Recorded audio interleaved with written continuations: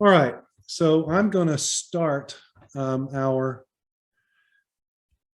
conversation and celebration of John Miller tonight by sharing something that his brother wrote to begin the celebration that they had today in Baltimore. Bob, his brother, John's brother, sent this to me today. I had no idea he was going to send it, although I asked him if he would consider sending me some comments, and he sent them today. And so I'm going to read them with you. And I just want to, before I do that, I just want to note that I believe today would have been John's 83rd birthday, if I remember correctly, which means he would have been born on this date in 1938. And so he saw so much of the 20th century and a good bit of the 21st century. And I think in a lot of ways, John was ahead of his time in the philosophical world, as I've seen things change in academia with regard to philosophy particularly over the last 20 years.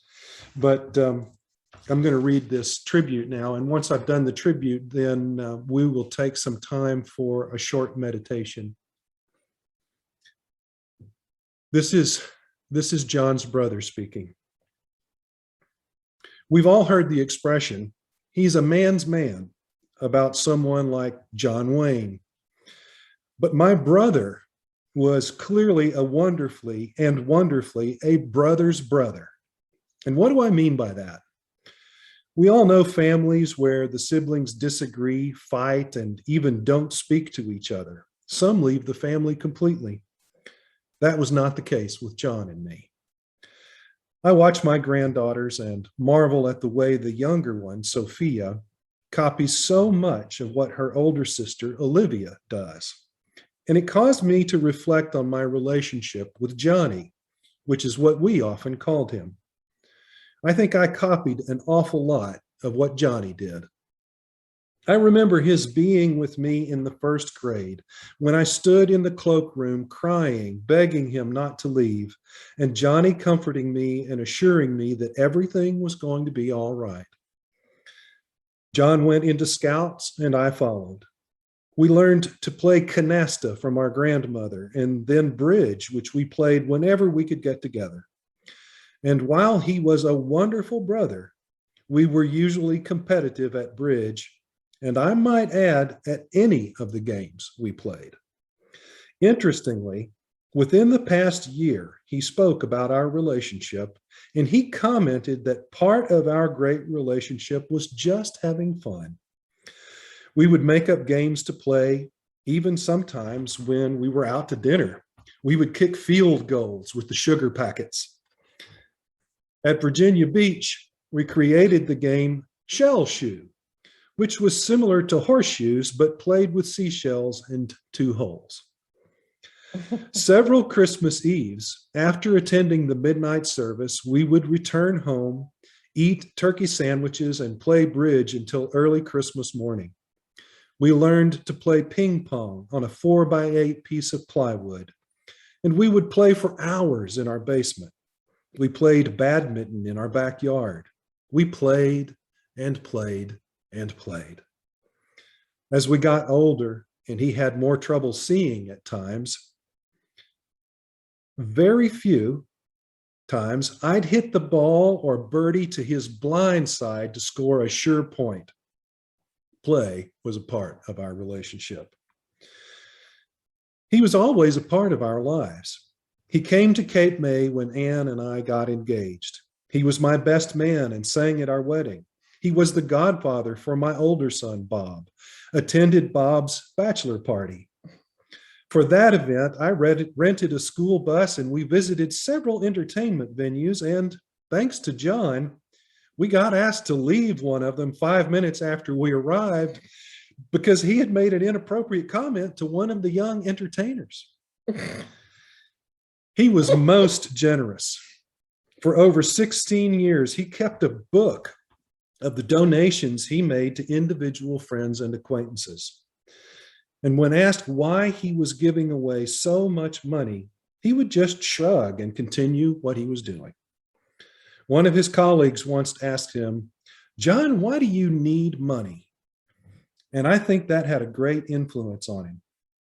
My family has a tradition to go out to dinner on Christmas Eve before we go to church, and Ann and I pay the bill. But whenever we went out, John always offered to contribute or pay the entire bill. He was most generous.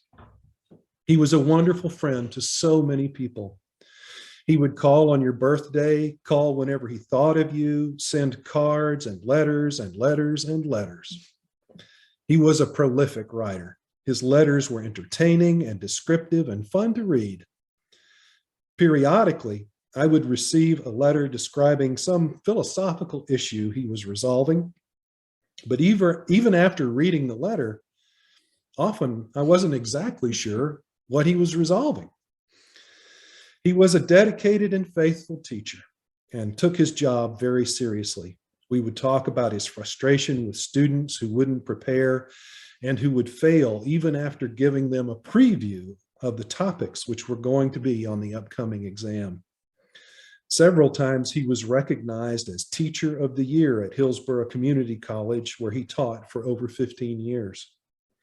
He retired the past year, having discovered the frustrations of teaching online and missing the face-to-face interaction with students. He developed a close and intimate connection with many of his friends and fostered those relationships and treasured them and nurtured them. He was not always mainstream, and I think to the irritation of some of his colleagues, he studied and pursued alternative, non-traditional philosophies. Some of this thinking was influenced by the world trips he took with his 2 semesters at sea and his exposure to other worldviews and beliefs. It is an understatement to say that he was spiritual. He would often share the experiences he had while meditating, and he took many students on guided psychic journeys. He became an expert in numerology and took great delight in finding out your name and or birthday and telling you who you were, what you liked, and what you might be doing with the rest of your life. He was interesting and intriguing and endearing to many. He loved life and people and good discussions and food and wine and music and Lana. And he loved and lived philosophy. He loved life. Recently, at one of our Christmas get-togethers, he announced that he had concluded that the universe was love, which elicited a chorus of rebuttals from the people who were attending. He had no solid answers for our rebuttals, but I can assure you that we did not change his mind. He firmly believed that the universe was love. In notes I received from friends and family, they commented, "I'm sure the lives of all who knew him had been saddened. He was a joy to be around, always greeting you with a warm hug and kiss. He was a cherished friend for most of my life. I remember his wonderful voice at Christmas. We were proud to call him our friend. He loved deeply and was deeply loved. We were blessed to have him in our lives. He was such a gentleman. Dr. Miller changed the course of my life intellectually, spiritually, and professionally. He was the finest man I knew." Now, for all his wonderful attributes, on occasion, he could be stubborn. One of his closest friends wrote me and asked, "What are we going to do with your obdurate brother?" I had to look up the meaning of obdurate, and it was a pretty accurate description of my brother at times. It means refusing to change one's opinion or course of action. Synonyms include stubborn, hard-headed, and obstinate. John's approach was to listen to what you were saying, nod in agreement, often repeat the words you had said, and mumble, and then do exactly what he wanted to do and was planning to do in the first place. Like the song says, I did it my way. I was going to make some comments about his driving inability, but I'll let others discuss that topic. However, I flew to Dallas to be with him, and when he picked me up at the airport, I looked at his car and asked him what had happened to his car, which was pretty damaged. And he said to me, Bob, this is the good side. And when I went to get in the passenger side, he was right. It was really damaged. I will tell you that he was known to take wine and cheese to his ophthalmologist when he had to have his sight approved for his license renewal. I could go on and on. There was so much to his life and being, but let me conclude by saying that he was a wonderful friend, a wonderful man, and a brother's brother. Those are the words of his brother, Bob Miller. Okay. Now let's take a moment to center ourselves and relax, and I invite you to close your eyes. And I invite you to recall John's presence in whatever way that you can. Maybe you see his smiling face, or you hear his voice, or you feel one of those wonderful hugs, or maybe all of the above.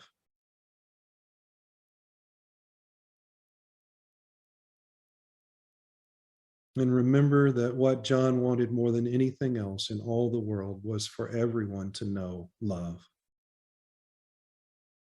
And I ask you to let that feeling that goes with love to grow in your heart right now. Recognize that all of us here tonight have been connected by love through John.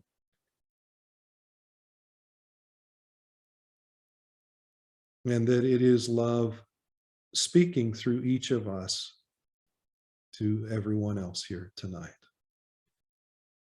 inspired by John's life. Now just take a moment now to sit for a little bit of silence in the midst of this light, this warmth, this love, and the memory of John Miller.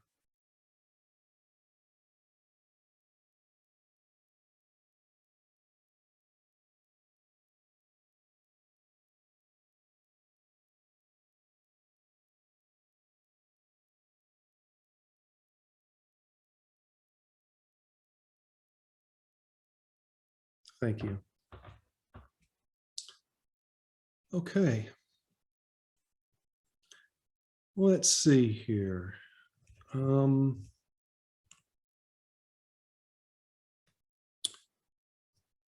Sharon is joining us,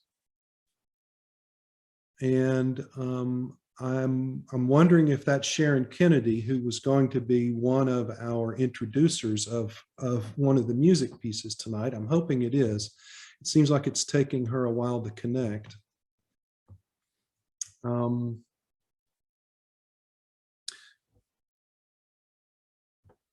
let's see if we can just give her a moment to connect here.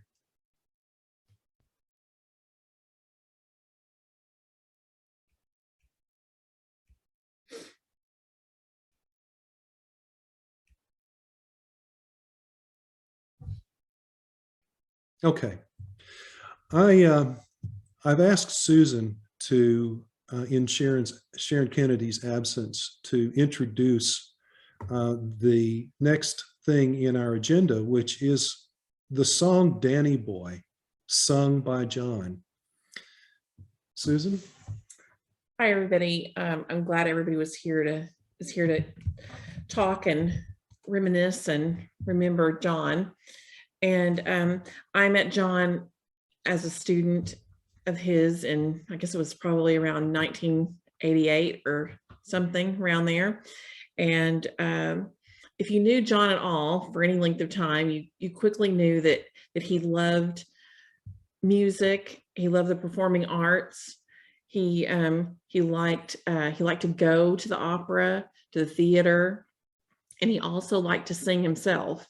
And I was taken aback a little bit, considering that John's stature, that he was not a big person, but he had a very big presence.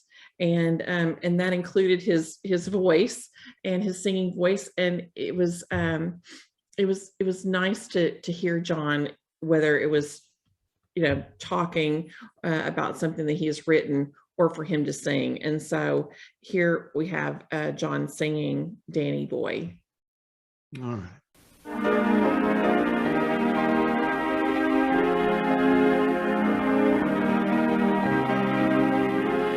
Oh, Danny boy, the pipes are calling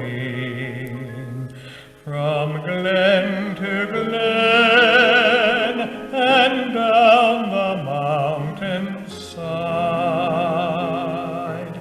The summer's gone and all the roses falling. It's you must go and I must bide.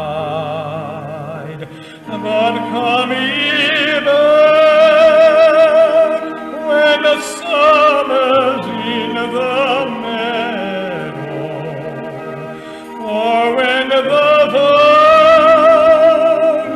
hushed and white with snow. It's I be here in sunshine or in shadow. Oh, Danny boy, I love you so. But when ye come and all the flowers are dying,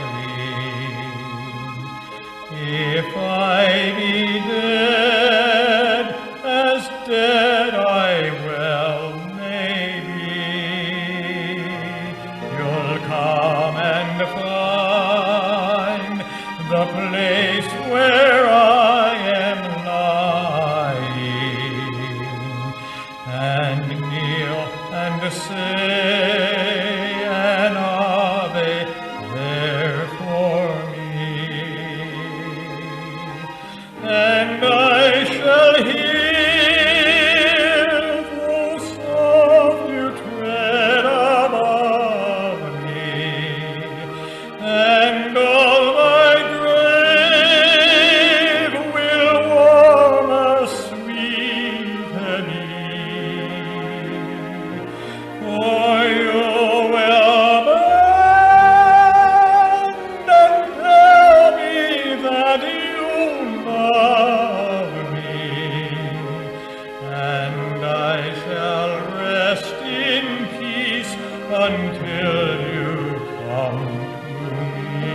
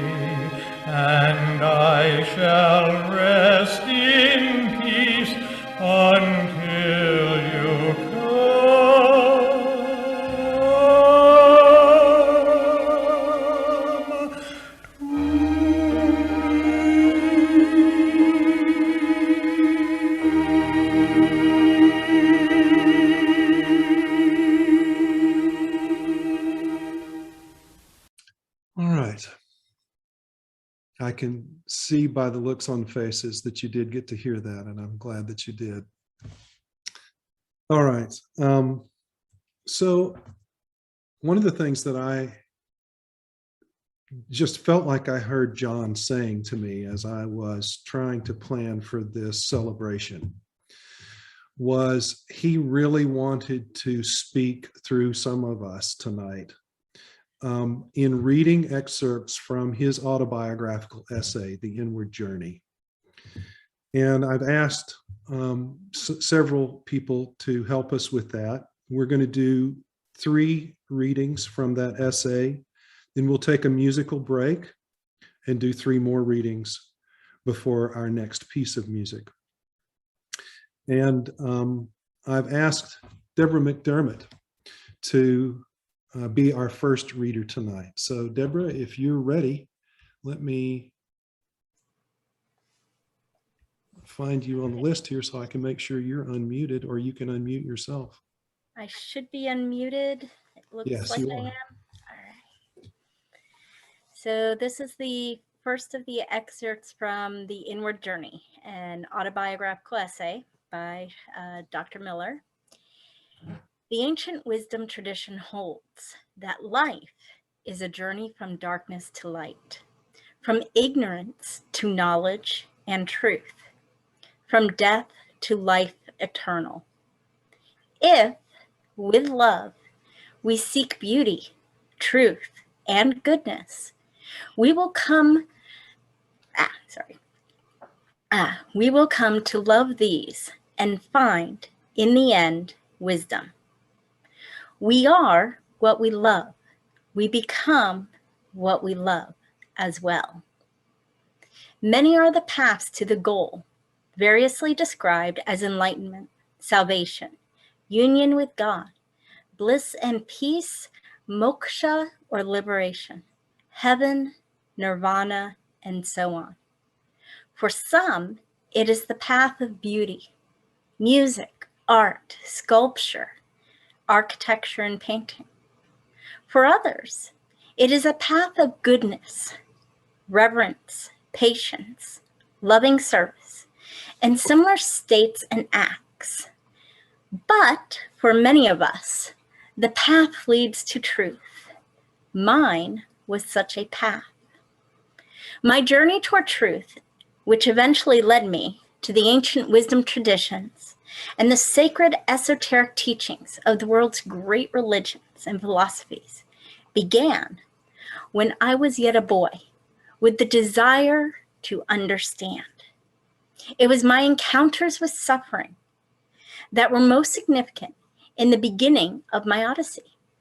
The one answer that seemed the most acceptable was that pain and suffering were the result of human free will. They had the purpose either to raise us humans from our fallen state or condemn us to eternal damnation. The choice is ours to make.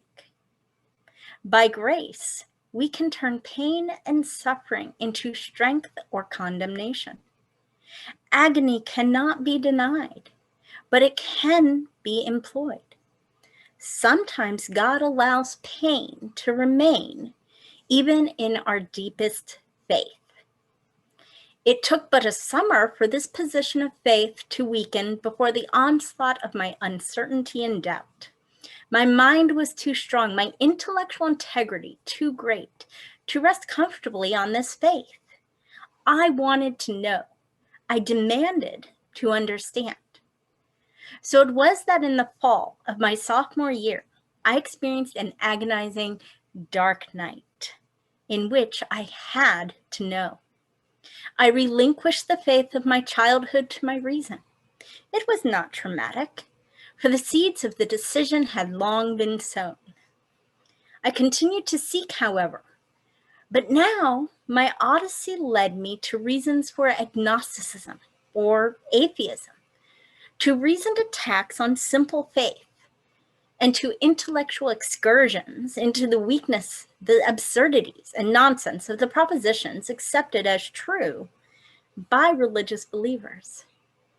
But my earlier studies of Wittgenstein, had introduced me to the concept of Weltanschauung, and I subsequently conceived of the worldview as that which conferred meaning and sanctioned the existence of that which was allowable within the framework. God, souls, an afterlife, electrons, protons, and antimatter, natural selection, survival of the fittest, evolution, all bore a strange epistemological similarity. According to my analysis, none had clear empirical evidence in its favor, apart from the conceptual framework.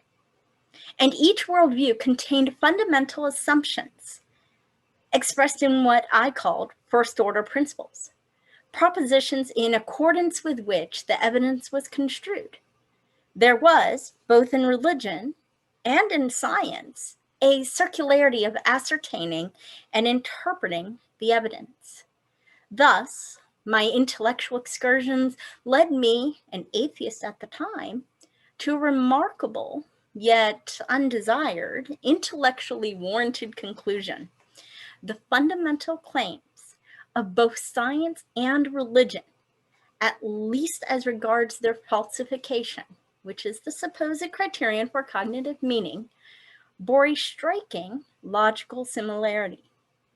This discovery may have allowed me psychologically to view religion through different eyes.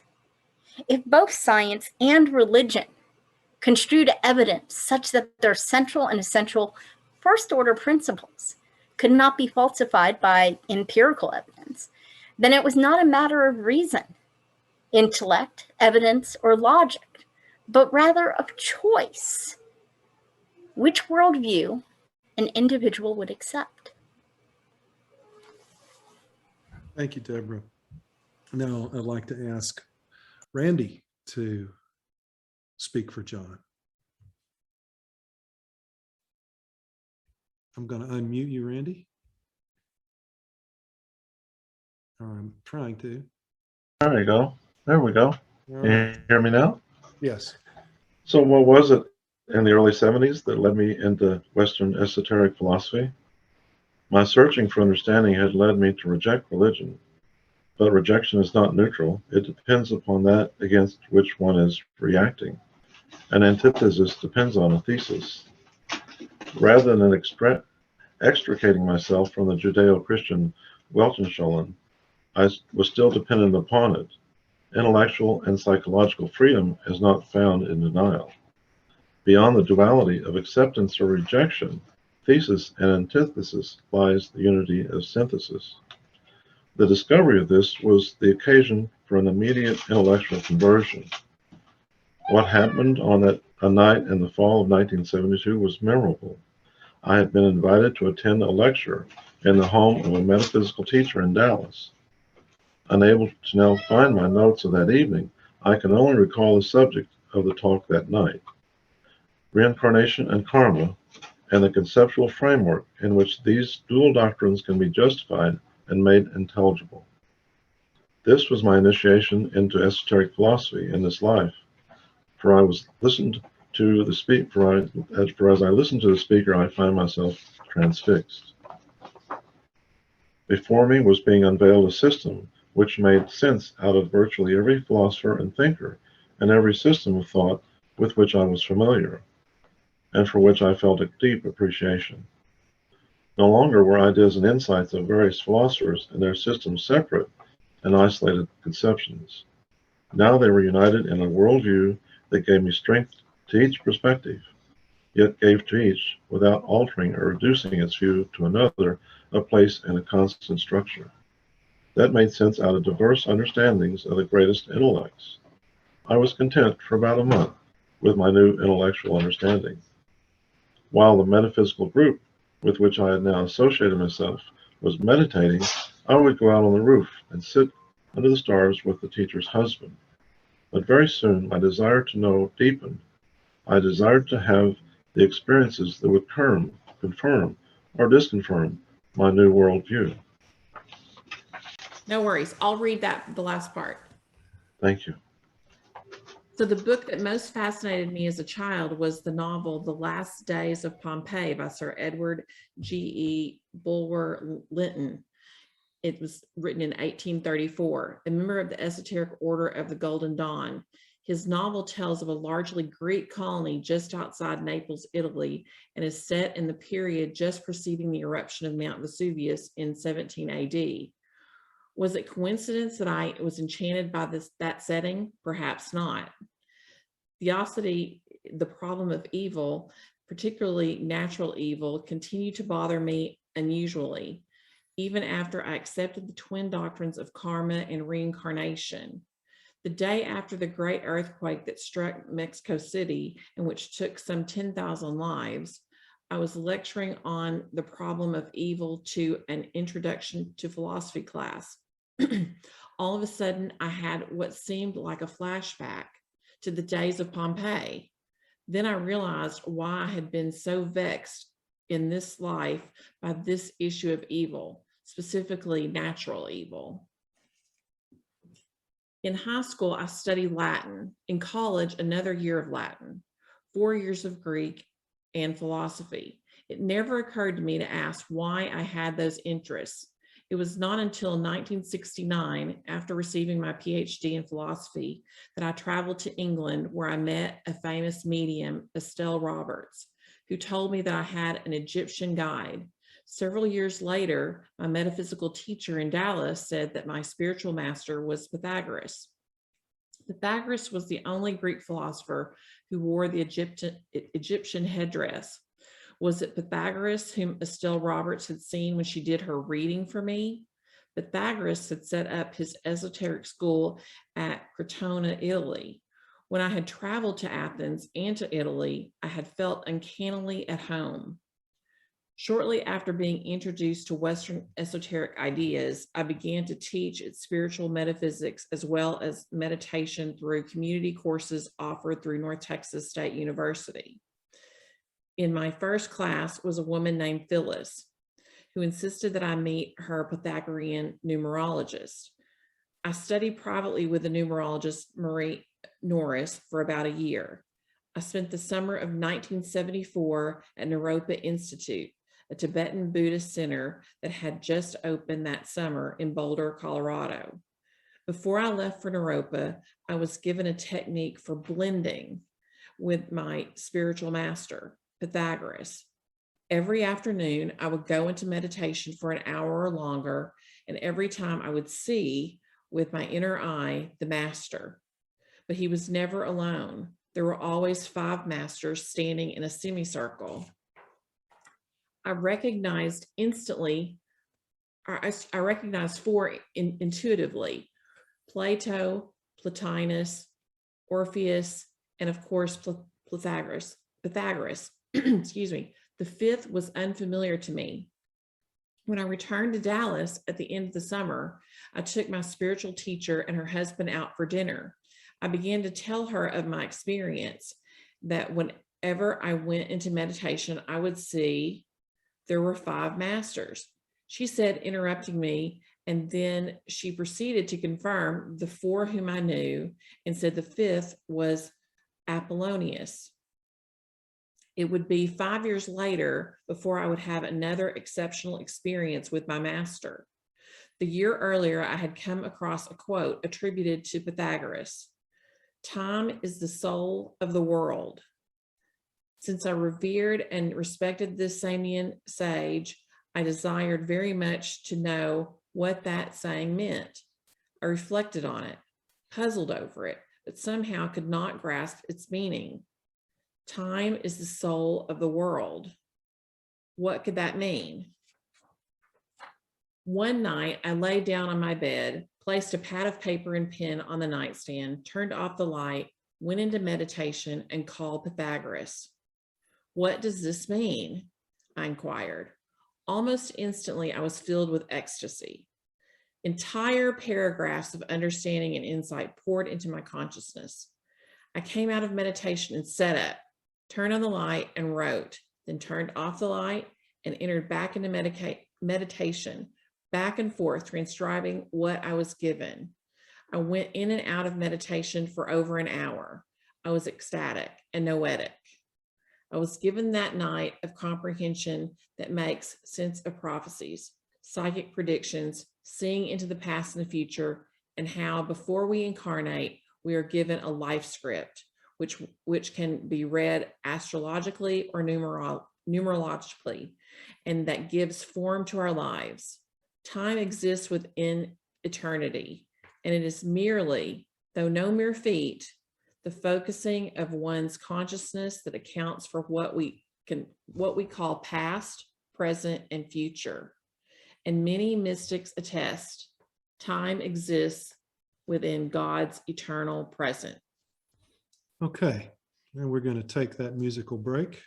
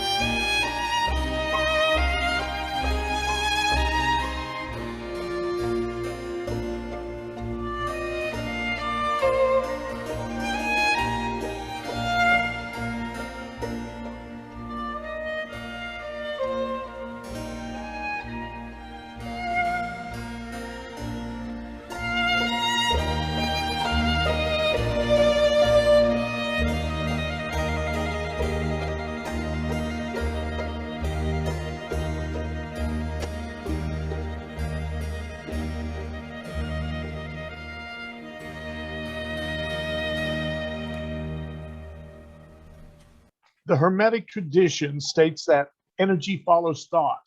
My experiences over 2 decades confirm this ancient truth. There are other forms of mental magic too numerous to mention, which anyone can learn. For my part, I learned healing, the removal of pain from headaches, backs, toothaches, and so on. Over the years, I have used this mental power on innumerable occasions. I believe that anyone can learn to heal, at least in these limited ways, and to manifest items and situations in one's life. Natural science may want to categorize such phenomena as coincidences, but when, time after time, there is a parking place right in front of the place where one is going, and where one had precisely asked for it to be, when one meets precisely those people whom one needs to speak, to call, when one can remove headaches and produce other such phenomena, in such instances, to claim that they are coincidence is simply inadequate as an explanation. For all is technical success and explanatory power. Science is not a complete conceptual system where there are phenomena which would seem to elude explanation by its categories. The idea of love as the substance of the universe may be found in the writings of theologians and philosophers from ancient times to this day. I will share an experience which confirmed this truth to me. Walking to school each day, I passed the property of a neighbor who was remodeling his house. One day, He had dragged an old living room rug out and laid it on the sidewalk. I found it inconvenient, indeed irritating, to have to walk over and around that rug for weeks. It lay there. The garbage men would not haul it off, and eventually, with the rains, the rug molded and became the haven for insects and vermin of all sorts. Quite naturally, the neighborhood dogs found the rug an ideal place to urinate and defecate. And still it lay there. At least 4 times a day, I would pass that rug, and each time I became more irritated at my neighbor's thoughtlessness. In a short time, the irritation escalated into anger, and I found myself wondering whether I should call the city and lodge a complaint or turn him in to the police or to the city's solid waste department. In short, I noticed that I was considering what amounted to harm to my neighbor, and that I did not want to do. What was the source of my frustration, irritation, anger, and thoughts of harm? It was easy to trace the origin. It was the judgment that the rug ought not to be there on the sidewalk, that people ought not to behave as my neighbor behaved. Having realized the cause of my thought of harming my neighbor, I resolved to overcome it. I decided one morning to walk to my office, yes, over that rug again, without judging. Thus determined, I somehow prevailed. I noticed the shapes of the beer cans and cups, the patterns they formed as they lay crushed along the curb, the form of the paper against the shrubs, the leaves upon the grass, the pure sound of wheels against the pavement. The sky was cloudless that day, and the green leaves and dark branches of the trees against the azure sky flooded my senses. I observed, passionless, detached, choiceless. 2 blocks later, I entered the campus and had walked but another half block before I was suddenly struck with an ecstatic feeling of joy and peace. In the ecstatic bliss, I heard with my inner ears, as clearly as if it had been spoken aloud, God veils himself in many forms of love. It was as though everything I had observed in a state of non-judgmental detachment and choiceless awareness was, in fact, the concretion of the divine, the embodiment of love, playfully hidden amidst the material forms.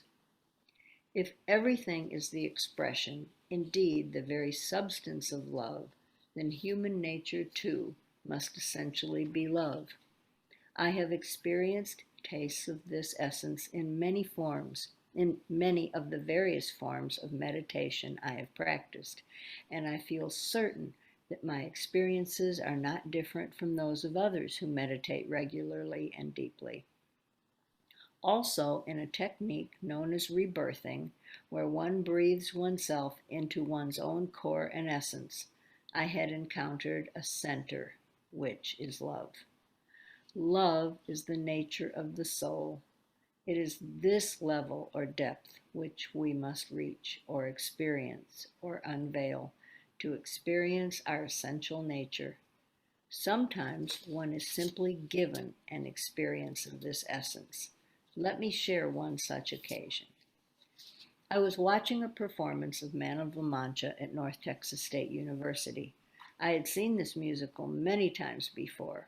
My voice teacher, Norman Kelly, had sung the part of both the Padre and Sancho Panza, and when I was in Amsterdam, I stayed with Erica, a lovely lady who played in the orchestra of the play, so I heard it performed in Dutch as well. This particular night, however, was unique, for as I watched the drama unfold, I realized that Don Quixote represents the Christ. In the drama, Don Quixote confronts a scullion whose name was Aldonza. The Al of Aldonza suggests someone who associates with the wrong kind of people, and so she did. The play takes place in a prison, and each prisoner plays a part in the drama. Recall the Orphic Pythagorean notion that the body is a prison or tomb in which the soul is incarcerated. Everyone treats Aldonza as a wench, indeed as a whore. There is a rape scene in which she is violated by many of the inmates, nearly everybody but Don Quixote. On the contrary, he envisions her as Dulcinea, the sweet, soft, and lovely one. She protests that she is Aldonza, not Dulcinea, but Don Quixote persists.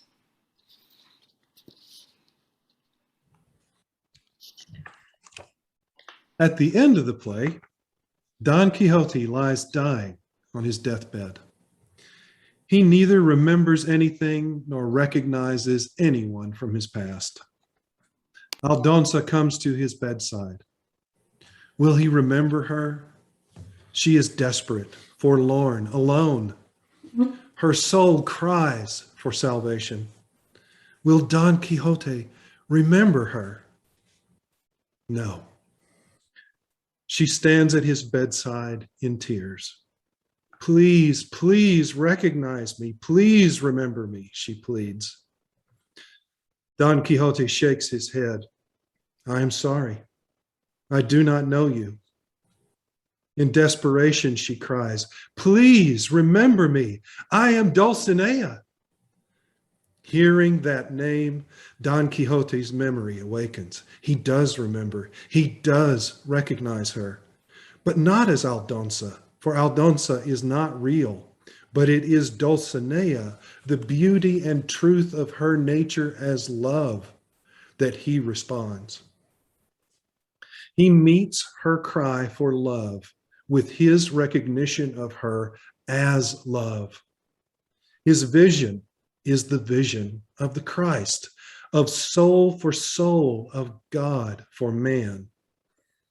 All of us cry out in despair for love, but the soul alone can truly see, with the eyes of love, the Christ nature, love in everyone. As this realization dawned in my consciousness, I was transported to the very level of soul. Love and wisdom illuminated my consciousness, and I was filled with the emotion of bliss. To be aware, chit, of reality, sat, is to be in the state of bliss, ananda. Hence, the Hindu description of reality as Sat Chit Ananda. This noetic state of bliss lasted for several hours, during which I sought to be utterly alone. I had taken a date to the play, but the thought of sexual pleasure paled like the light of a candle compared with the light of this indescribable bliss. I was given this experience, I think, that I might know that soul awareness could be attained and what its nature was. The bliss was both peace and joy, love and comprehension. In those hours, I had the indescribable experience of the essence of the soul, our real nature, the incredible nature of love. Ancient sacred literature suggests that the universe is created in love, or more profoundly, is love. My own deepest and most mystical experiences suggest the same conclusion. Might it be then that the nature of reality is love? If so, it is only when we are expressing love that we are in touch with reality. If love is the only thing that is, the very substance of the universe, then loving is the only appropriate action. Our journey is to learn to express and manifest our center, which is love. In July of 1989, I attended the Ramses II exhibit in Dallas. Since I had been in Egypt the year before, I had no interest in going to see a few items from Egypt's past. But Joy and Marilyn, my business associates, insisted that I accompany them. We three sat together on the marble bench in the last room facing the Colossus of Ramses. I went into meditation, when suddenly I found myself in a most unusual space-time. I was simultaneously back in that time of Ramses and also sitting there on the bench in front of the granite statue. The statue came to life, and I heard myself in what seemed unmistakably a former life, making a commitment to Ramses to teach the mystery truths to the initiates of the temple. Exactly as I heard myself saying those words to the great Pharaoh in that lifelong past, I heard myself making the identical pledge in this life to share the sacred teachings of the ancient wisdom with those whose ears are ready to hear and whose souls are longing for their truth. And this, God willing, will be my life. Those are the conclusions of God's comments through John. All right, let's see if we can make this recording, this next YouTube video work here, because after those comments, I think this is a wonderfully appropriate piece of music that John loved so much. And I would like to hear Yolanda do a short introduction to this piece for us. Thank you, Susan. Thank you, Chuck, for making this possible, to live closely to John again through all his beautiful philosophy and what he has left to us. He has succeeded, I believe, in teaching us unconditional love, to be less selfish, more giving, less taking, and because that's what he was. And to me, he was the Don Quixote, the man of La Mancha himself. He sang the song so beautifully with all his heart. Nobody could remain without tears in their eyes when they heard him sing that song. And he would choose appropriately where he would sing it because he put so much of himself in it. I met John in Italy, in Naples, and we were students on our spiritual journey. And there were great conferences given in Spigno, Italy. And it was friendship at first sight. We both love music, and we were into singing and just expressing ourselves like two extroverted person, I suppose. John, I thank you, John, for the friendship. And I realize tonight when I hear other people talk about him, and also in the past, that a lifetime of knowing John is not enough. And 25 years of friendship is and was not enough.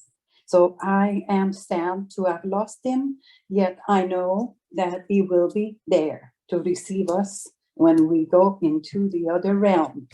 And that is a promise he's made me, and I expect him at the pearly gate when I arrive.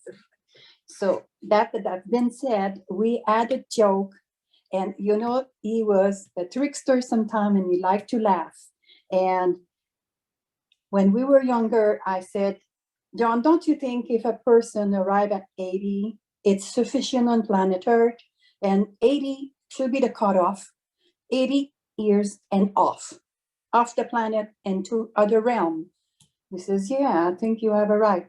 If we don't know anything by then, we will never grasp the message. So now I just turned 80 last month, and I'm thinking, oh, John, please erase this with St. Peter. I'm not ready yet. I would like to be with you. Yes, but leave me a little bit more on this planet. John, and singing the very song that, you know, I would say number one in John's liking of all the music was Don Quixote, The Impossible Dream. And if you have been able to download a copy of this, we will watch it and we will imagine that it's him singing it for us. And we will appreciate every minute of it. We love you, John, and we're here, but we're also with you in the other realm. Thank you for having been in my life. And I've been shown so many people being conditional love and loving without expecting anything in return, and staying on our quest and going for the impossible dream, for the unreachable star. now you are up there, John, and joy. You deserve it. That's what I say to John tonight. Thank you. Thank you so much for those beautiful words. Let's keep our fingers crossed and see if we can get this to work now. Yes.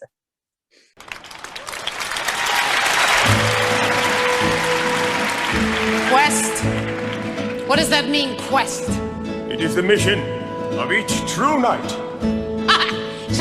Duty, nay, his privilege, to dream the impossible dream, to fight the unbeatable foe, to bear with unbearable sorrow, to run where the brave dare not go, to right the unrightable wrong,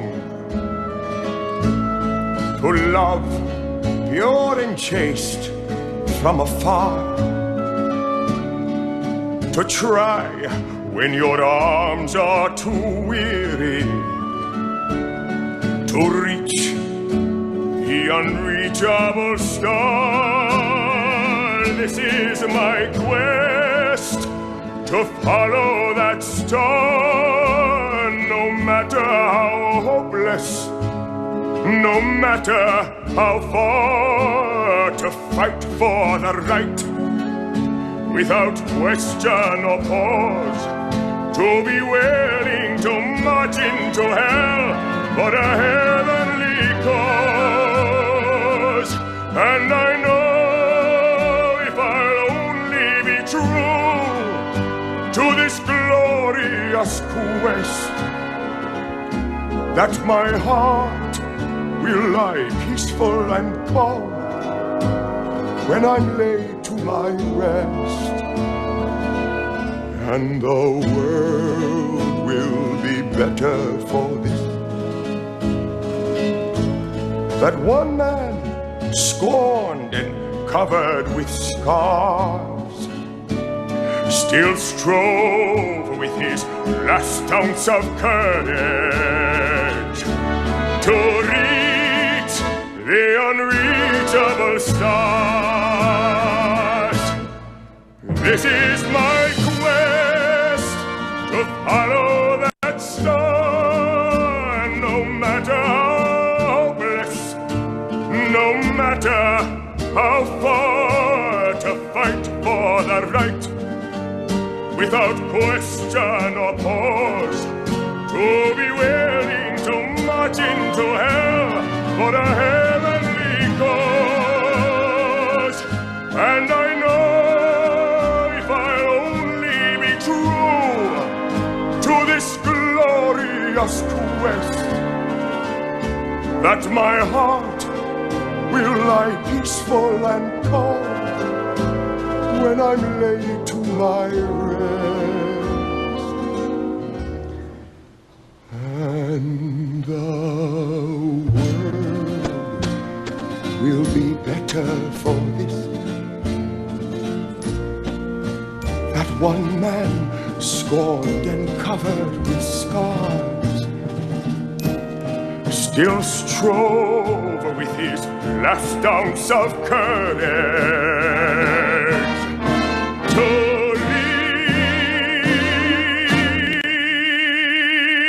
reach the unreachable star.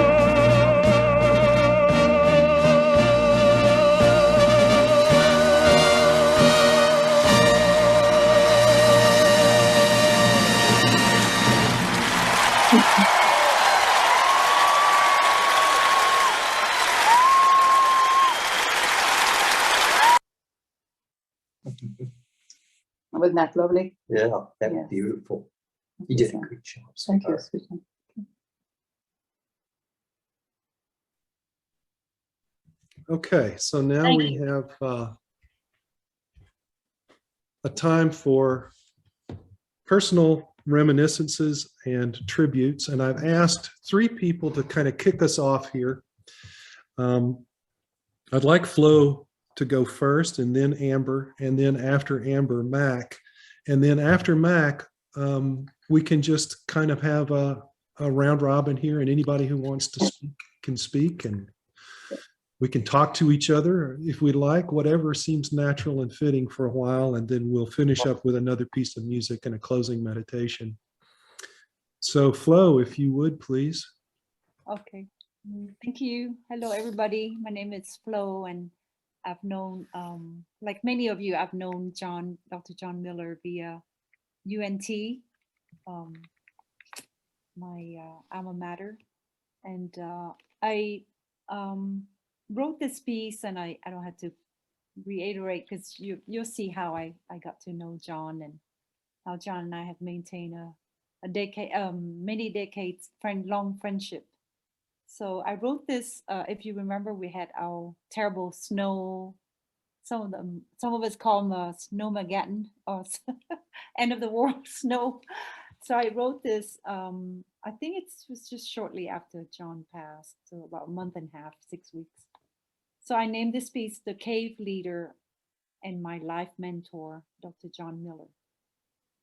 This week has been long, enduring, and freezing due to a snowstorm that lasted from Valentine's until February 18. We're trapped in our place as our parking lot looks like a skating rink. Oh, sorry. It reminds me of some cold, gray winter days in Denton.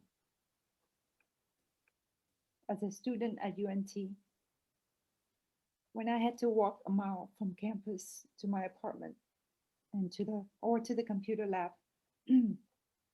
waiting for hours to get my turn on the computer terminal. Yes, those days were long ago. I'm so glad they're gone. But there was a silver lining that shone through the gloomy clouds when one day I followed my curiosity about a philosophy course. I talked my roommate Tram into taking Introduction to Philosophy with me as an elective. And it turned out that in the dark of that winter, Dr. John Miller emerged as a ray of sunshine.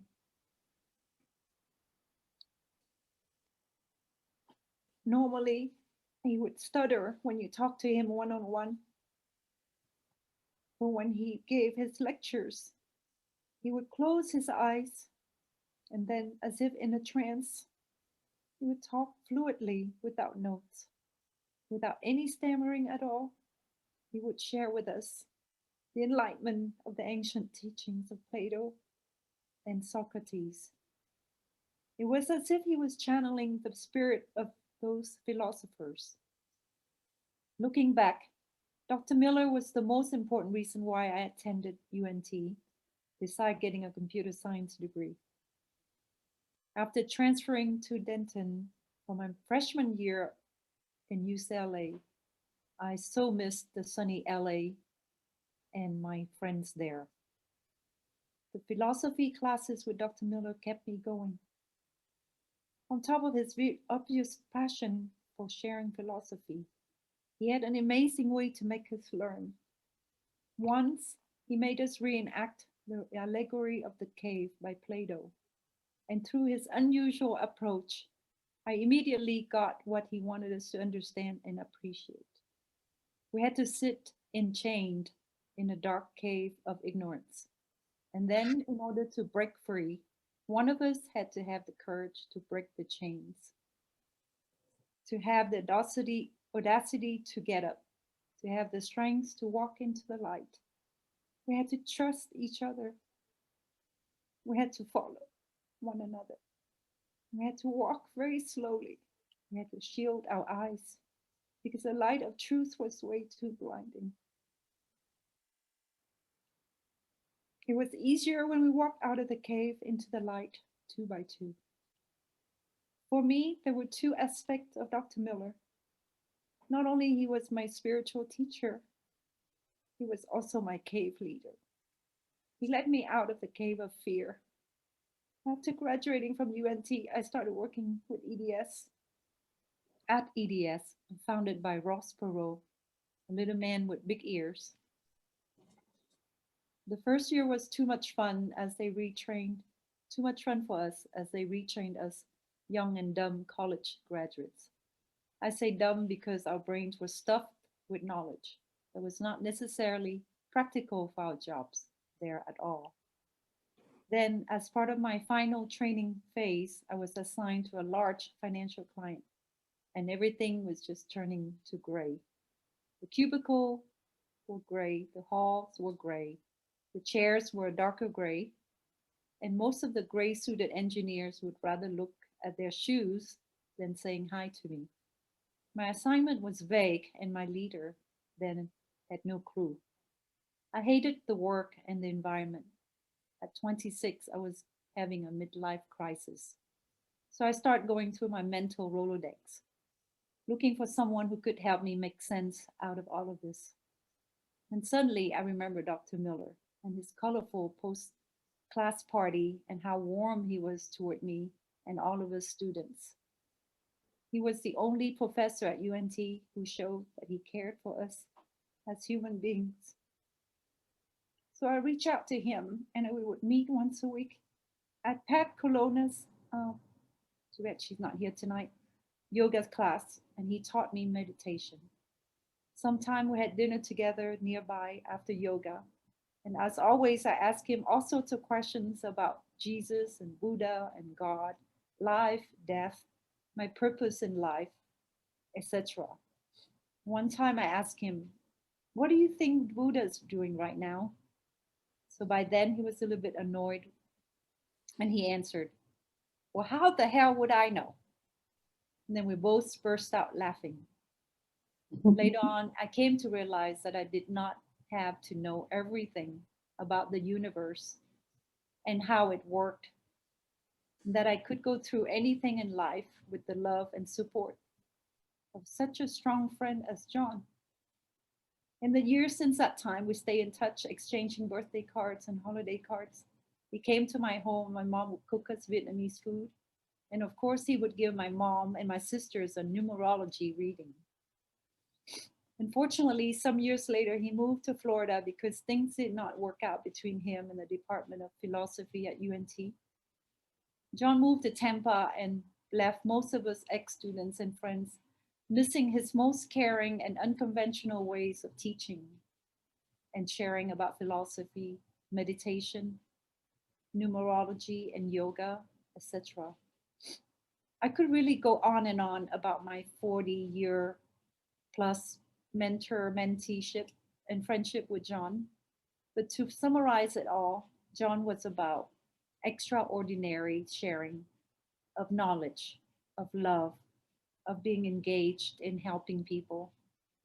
So many of us talk about love, compassion, and empathy, and yet we don't even reach out to a fraction of the many people that John did. He always went way beyond what was expected of him to show what he cared for you. Once a year, he would drive all the way from Florida to Texas to visit his former students and friends like myself here. And he does that for his family and friends in Maryland, Colorado, and beyond. John inspired me to reach out to people as much as I can, to go beyond the bubble of my comfort zone, to be a good cheer, to be a good listener, to spread love, and to give undivided attention. He was a modern day Samaritan,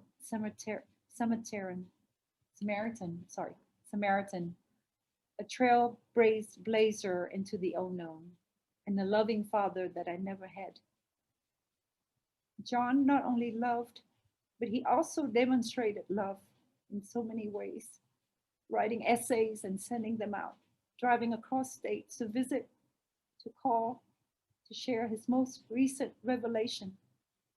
Knowing him has helped me to be a better person, and for that, I will always be grateful. John has led me out of the cave of selfishness into the light of service. He led me out of the cave of fear into the light of love. He led me out of the cave of conveniences into adventures of life. the world is perfect the way it is, as long as you have a cave leader like John. Rest in love, John Miller.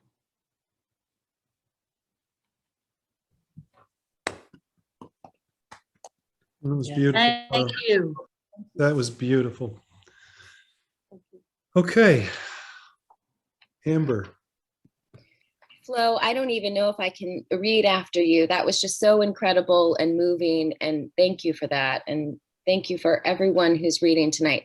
My name is Amber Snyder. And like Flo, I was also one of Dr. Miller's students. I've known him for 17 years now, and he was my philosophy and ethics professor at HCC. So when he left Texas to go to Florida, I'm really grateful to have known him. And meeting him, he completely changed my intellectual, creative, and spiritual life. I will never be the same after meeting him. And when I moved to New York City in 2007, we continued to keep in touch. And he consistently wrote me letters, and I wrote him as well, of course. And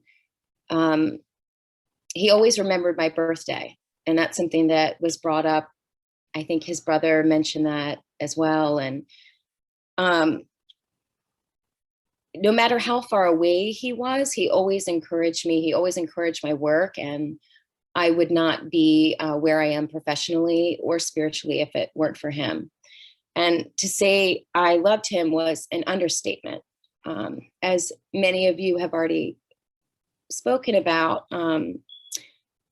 Dr. Miller believed in reincarnation. And I believe on some level he was one of my soulmates. And I'd like to think that, like Dr. Miller believed, if we choose our own path, if we choose our own life, that I chose him to be my teacher. And hopefully I'd like to think that he chose me as a student. Over the years, eventually, he taught me the sacred art of Pythagorean numerology, which I will always hold sacred and work within his, what he taught me. And I knew I was in the presence of greatness when I first met him. And when I remember asking John about, if he could summarize his philosophy, if he could summarize his religion or spiritual inclination into one sentence or one practice, what would it be? And I think he really identified as a Platonist. And as we've all kind of covered already, the ancient, he had an unwavering appreciation for the ancient Greeks.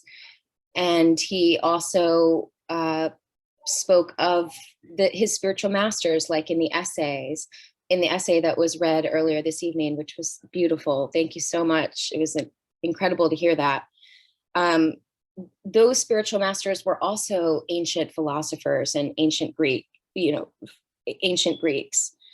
And I remember that he would recount how the ancient Greeks had 6 words for love.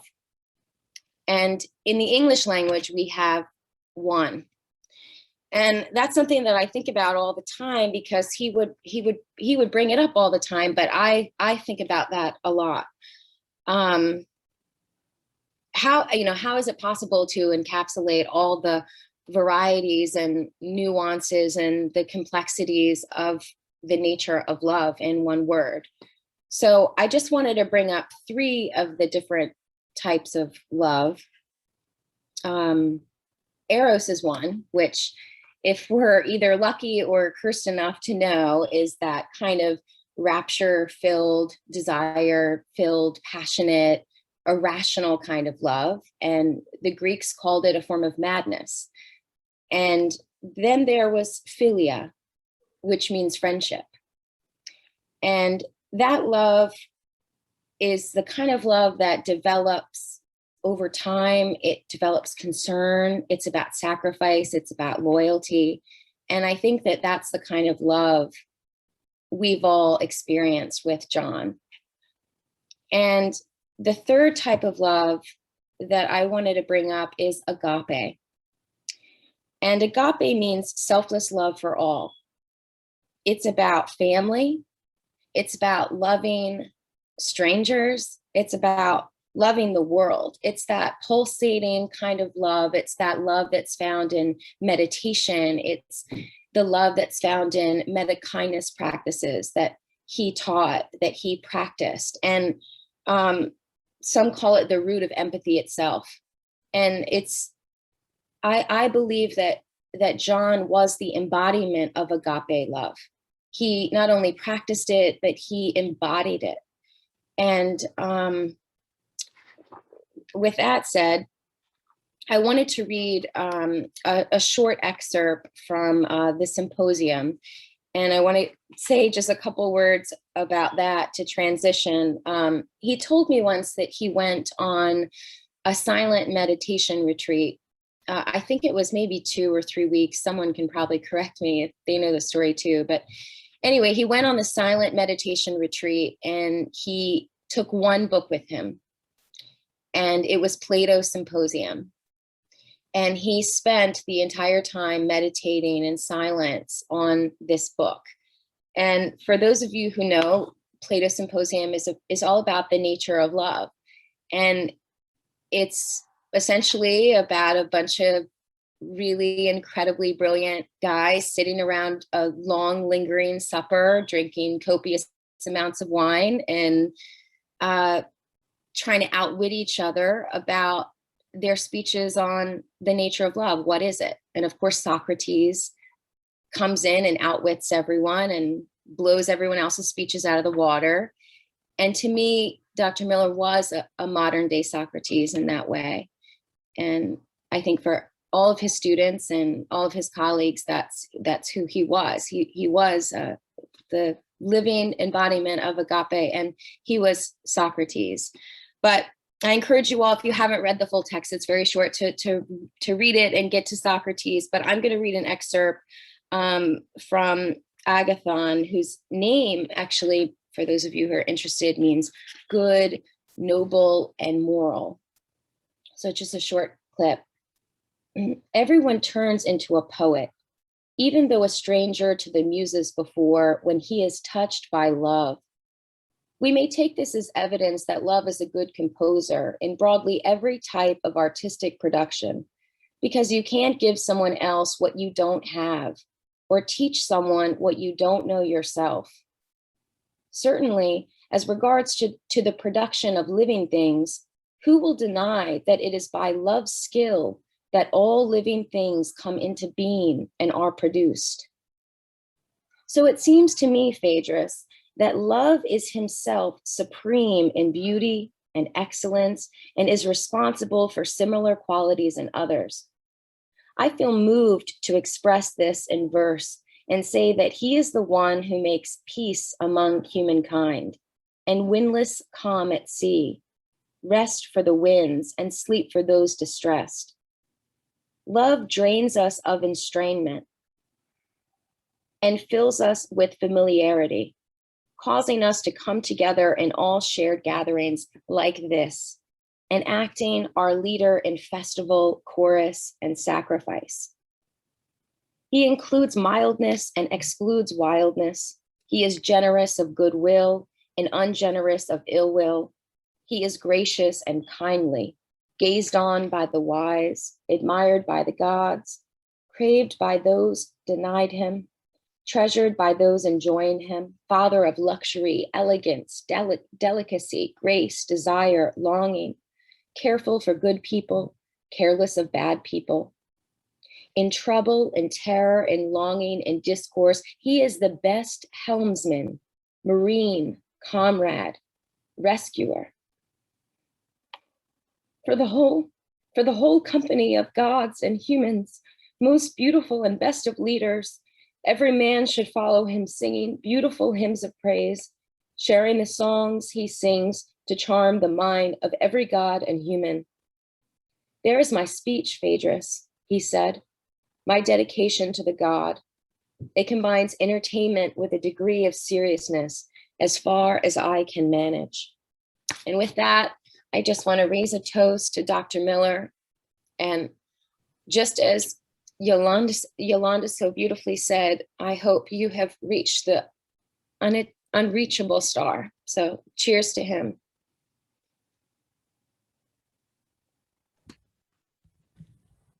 Cheers, Amber. Thank you so much for that beautiful tribute and that wonderful reading that fit John so perfectly. All right.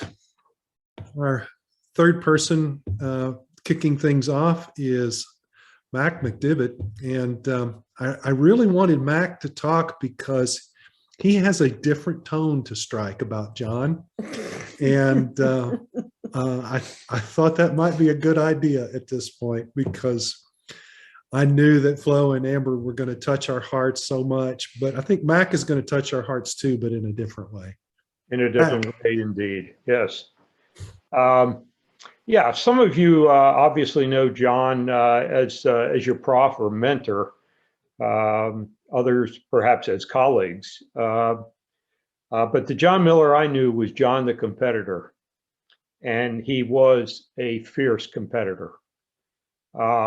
I met John, as I recall, in 1955. We went to the same high school where John was a year ahead of me. My family had moved to Catonsville, which was the town where the regional high school was. And I lived about 5-minute walk from John's house. I probably met John that first year through other common friends, but we shared two passions, tennis and bridge, at least in the early days. John was a fierce competitor, and we competed against each other as well as teamed together over the years in a lot of different ways. He was an excellent tennis player, and while it was not included in his obituary, and I'm not sure why, I'm quite sure that John was on the Gettysburg tennis team for at least a couple of years, because we played together, and I knew John so well at that point. And I don't know why Bob left that out. Maybe he forgot. I don't know. So we've competed in tennis for probably 25 or 30 years until John's eyesight started to get to him, and he couldn't see the ball very well. And of course, I took advantage of that up until the point that I couldn't any longer do it. And John was an excellent bridge player, particularly as declarer. If you're not familiar with bridge, declarer is the one person of the four who actually plays the contract out.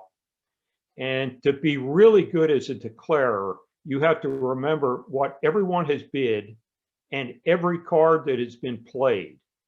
And John was a master.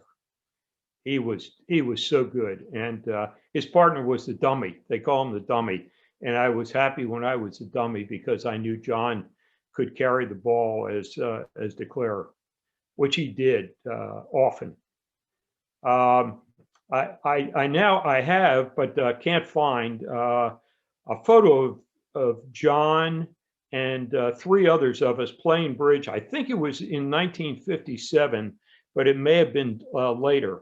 In fact, when I talked with Bob Miller a few weeks ago, he said he had the picture, and I asked him to send it, but he forgot to do that, I think.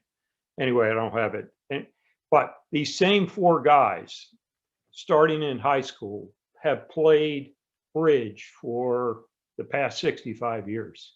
We would get together every perhaps 3 or 4 years. Generally, when John's high school class was having a reunion back in the old hometown, and we would all go together and join for a full weekend of bridge.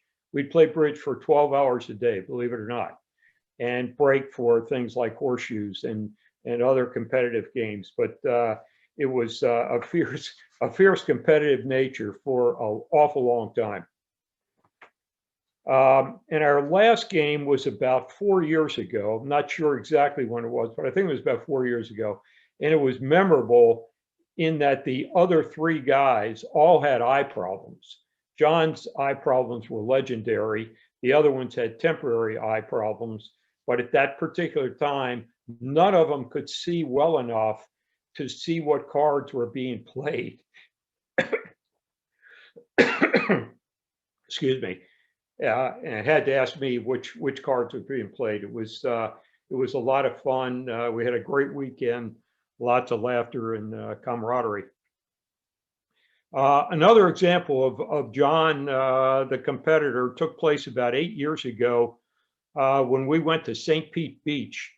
John and my wife and I played a game of beach golf. This is a game where each player has a different colored golf ball, so you could tell which was which. And the hole was either a beer can or some other cylinder that you'd put in the sand. And you'd start about 100 yards away and throw your shots until you got it in the cup, just like golf. Anyway, John had never played this game before, but he became so loud and so animated that other beachgoers started gathering around us, trying to figure out what the hell we were doing, what game we were playing, and were cheering us on. I mean, it was really a spectacle. And John was right in the middle of it, as normal, yelling, and you know how John is on that side of him. But that doesn't mean that I didn't know John the intellectual, but through the filter of competition, once again. I would visit John occasionally in Denton when I was in the Dallas area on business. Normally after a bit of wine, he would try and convince me on his latest theory or belief or whatever. But I'm a physicist and John is a metaphysical kind of guy. And we just were never on the same wavelength in those kinds of discussions, but we tried to be, and we both very much enjoyed the debate, which normally went on for hours and hours and hours after a bit of wine. But I'll never forget the guy. Rest in peace, John.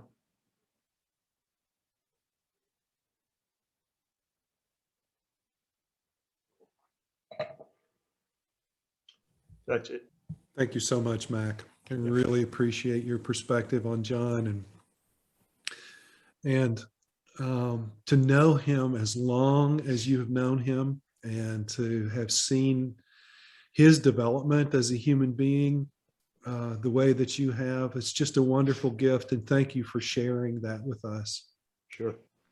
All right. Well, friends, the floor is open for anyone else who would like to share some reflections on their love of John and their experience of him in their life. Anybody?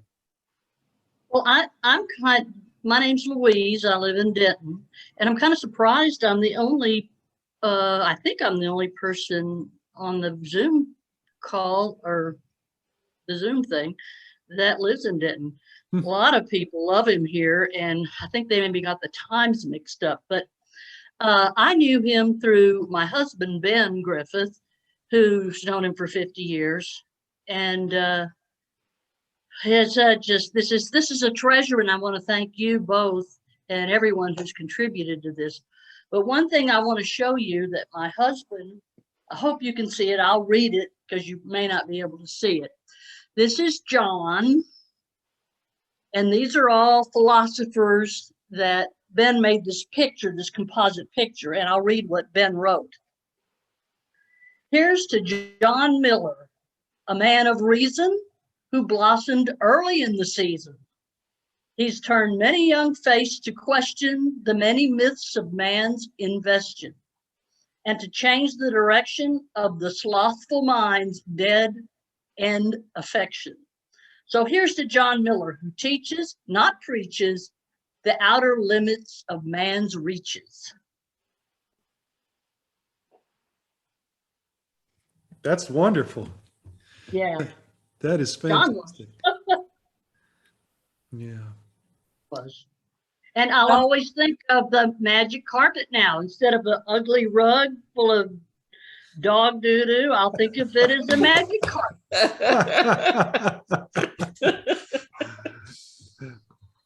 Thank you, Louise.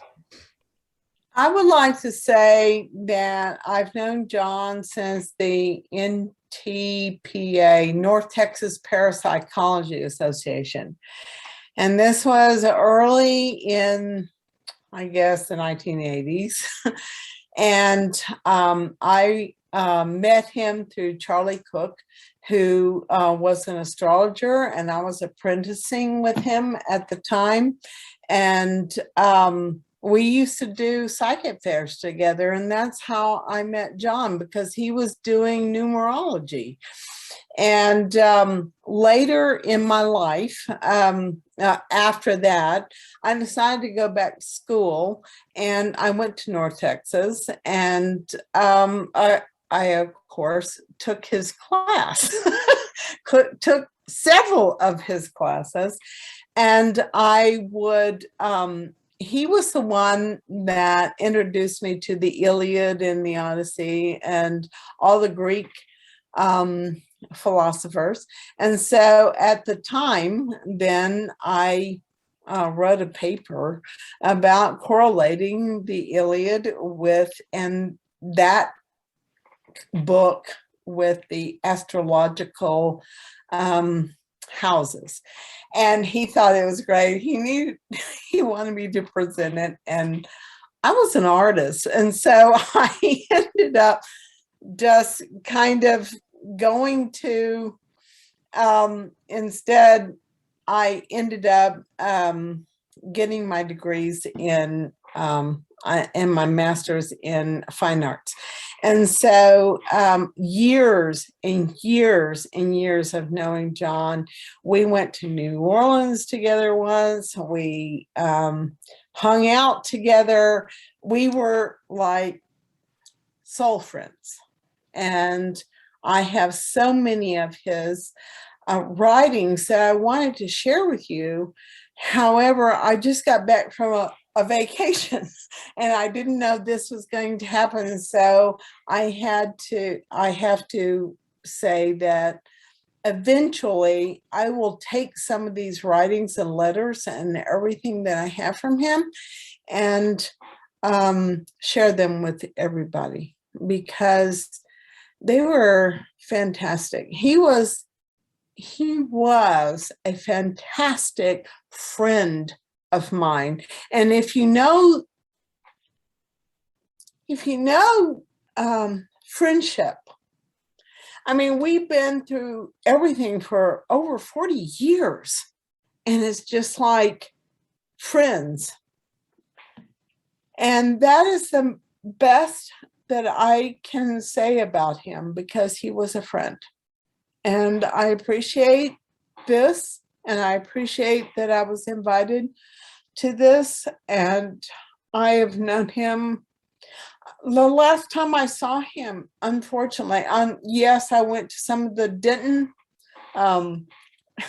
luncheons that we had for him, but I drove my RV over to Tampa and I parked it in some kind of weird parking space, because there wasn't any parking space at his house. And so he picked me up, and then we went over, I don't know, he showed me around, and we went to some restaurant that he really liked, and it was wonderful. Always we talked about philosophy. Always we talked about why we are here. And I am, I'm a practitioner with religious science. But the thing about it is that John was love. And yes, he wanted to be, he always wanted to be, but he always was. And that's the thing about him. He always was. He was always looking for this out there thing that he wanted to be, but he was. And I'm so glad that he finally discovered who he was, because he was love. And I am so grateful to have known him. Thank you for letting me talk. He was a wonderful friend, and I'll never, never forget him. And what I learned from him is just be, because you are, and we are, and he was the part of God expressing as him. And I'm so grateful to have known him. Thanks. Thank you, Lori. Thank you so much. Anybody else want to speak about their experience of John? I'd like to say a few words. Please do, Robert. Thank you, Chuck. John Miller was the most important influence in my life of any person I've ever met. Prior to meeting John back in when I took his introduction to philosophy classes, I think it was 1986. I was in what in retrospect was probably a pretty dangerous place. Prior to John, my greatest influence was Carlos Castaneda. And consequently, I had pursued a path along the vein of Terence McKenna or Timothy Leary. I was wallowing, drowning in shadows and just starving for light. And my approach to it all was, not like Aldous Huxley and opening doors of perception. I was trying to beat those doors down and demanding entrance. And I was pushing the limits pretty hard in order to try to get there. But fortunately, I ran into John Miller. And John Miller was the eye of the storm. He was his love, his patience, his demeanor was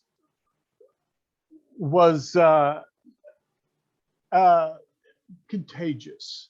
But more importantly, it was the discipline of philosophy and the alchemical process of the Socratic dialectic, which John, facilitated as my midwife, and the amazing meditation sessions that we had together. And, he was the one who taught me how to quiet that storm within.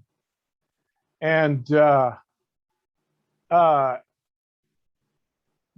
experience with John changed the entire trajectory of my life. If it were not for John Miller, I could honestly see myself running through the jungles of Guatemala, chomping on magic mushrooms and chasing them down with ayahuasca brew until,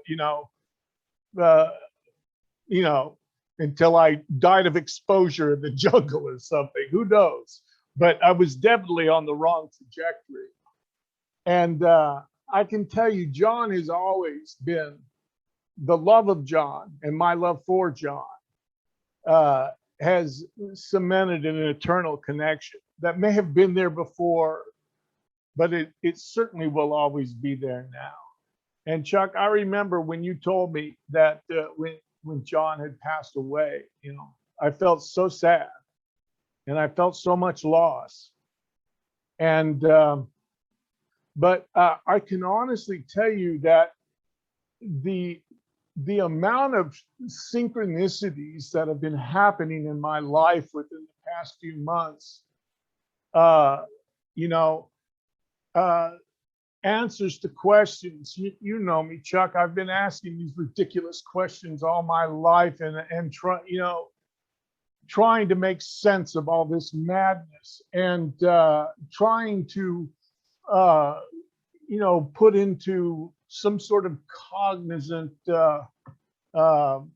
format, my perceptions, my ideas, and the way John had taught me to see life and see love and wisdom. I no longer, it's as though John is standing, they're holding the door open for me now, because the things are coming to me. I'm finding things, I'm finding sources. I'm just like, I'm no longer having to pound on doors to beat those doors of perceptions down. It's almost as though John's standing there holding them open for me, saying, "Hey, Robert, come on in." And I can, it's been, what, 36 years, but he's, I'm just eternally grateful for my experiences with John and having known him. And I'm just so honored to say that he was my mentor and my friend, and I truly love him. And as with all of this, I miss him a lot, but he is ever present. I feel him. Thank you, Robert. Thank you, Chuck. I'm the only one apparently is not indulging in libations today. I apologize, but No, it's quite right. All right. Is there someone else that would like to take the mic for now? Well, I would like to say something. Please do, Sandy. I hope I can do it without crying. It's okay if you cry. We met John. Skip, when was it that we met John? 83 or something? He came down to Waco. We had a metaphysical bookstore here about 2 blocks from our house. And he was doing a series of presentations, lectures, if you will.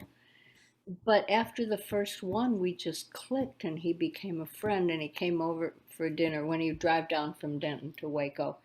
And, you know, he sang for us. He ate with us. We drank wine together. He knew our whole family. We just loved John. I mean, it took one meeting to feel like you were John's best friend. He just had that quality of loving people so much that you felt like you were his best friend. And, you know, for all those years, he, just like everybody said, he sent us birthday cards. He'd come to visit when he made his trips to Texas after he moved to Florida. My sister moved to Florida from Illinois about 10 years ago.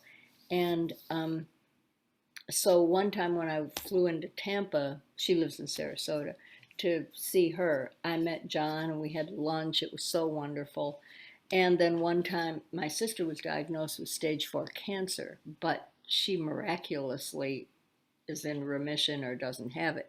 And so we drove to Tampa to have lunch with John, and it was just so wonderful. He was so thrilled. He always called and said, "How is your sister doing? Is she still doing that well?" It's like, "Yes, John." And I just don't know how to say how much John meant to me and our family and our kids. Our kids adored him. Of course, they're in their 40s now, both of them, even though they're 7 years apart.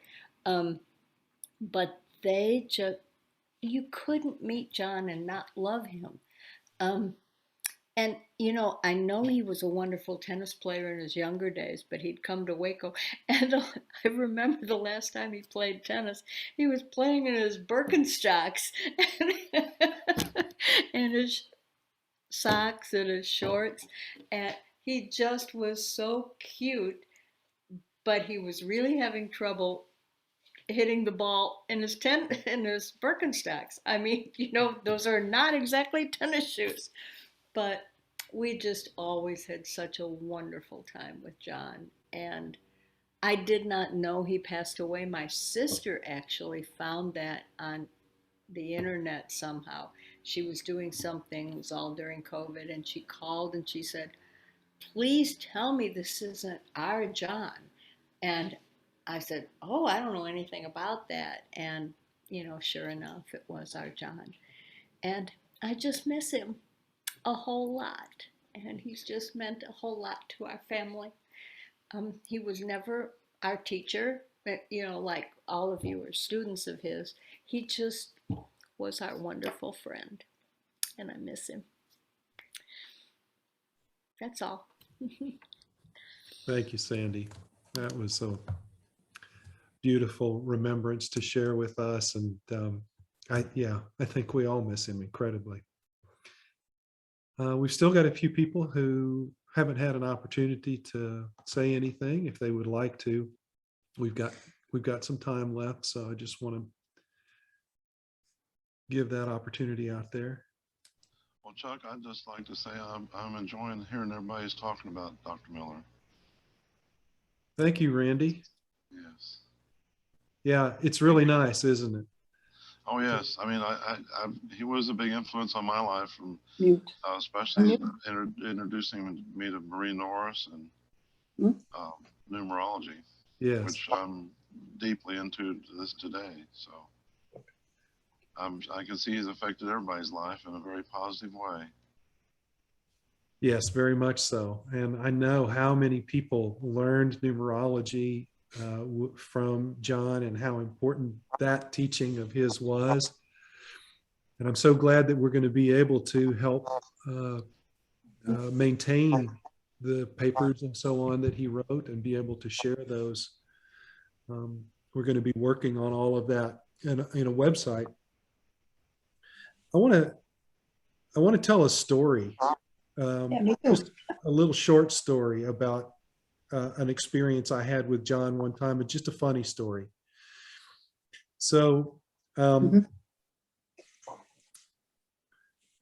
me start by some of you have never met me. You don't know that I'm kind of a tall guy. I'm 6'4", and you can imagine what I look like standing next to John. But see, I always felt his presence was so huge anyway, you know. So I was visiting John in Tampa one time, staying there with him, and he had a friend who was, I believe his friend's name was Jimmy. He was a man about John's age, kind of a crusty, cantankerous kind of a guy, but underneath that facade was this real open, gentle heart. And so the three of us are having a drink and kind of catching up. John and Jimmy are kind of catching up, and Jimmy wants to know who I am. And so I start telling him, you know, a little bit about me and what I do and everything. And then he says, well, how did you meet John? And I just had this epiphany about how I had to respond. So I looked at Jimmy just kind of silently for a moment, looked him in his eyes, probing into the depths of his soul. And then I looked over at John and I said, John, I think we need to tell him about our relationship. And Jimmy got an even more deadpan look on his face. And I turned to Jimmy and I said, well, the truth is that I'm John's illegitimate son. Oh. And John said, I impregnated an Amazon. Wow.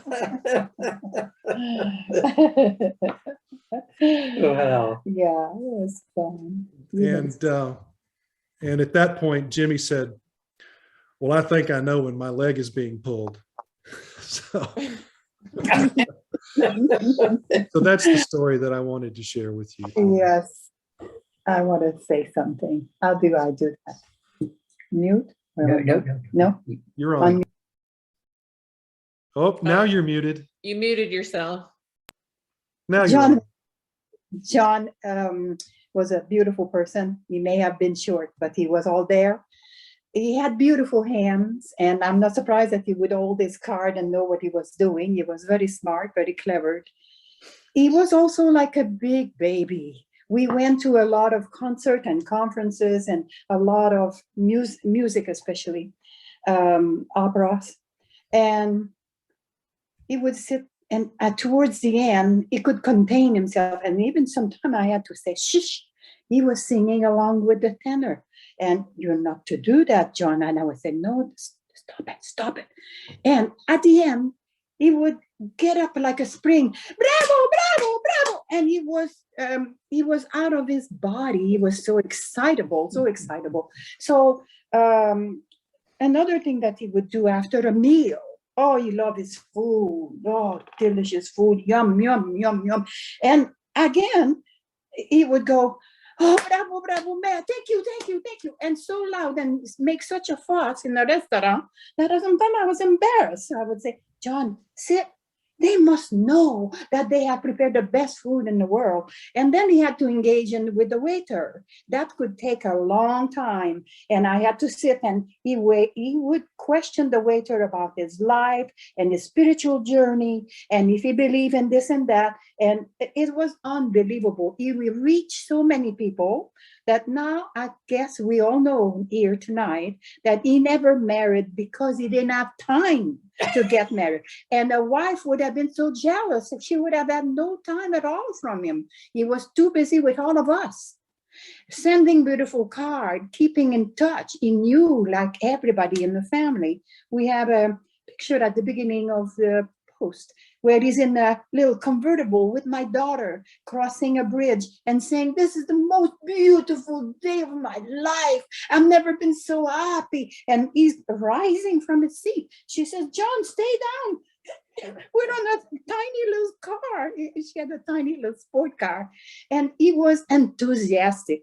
And his enthusiasm carried us. And when we had sorrow, when we had the dark night of the soul, he was there for that too. It could be so much fun and it could be so very serious at times.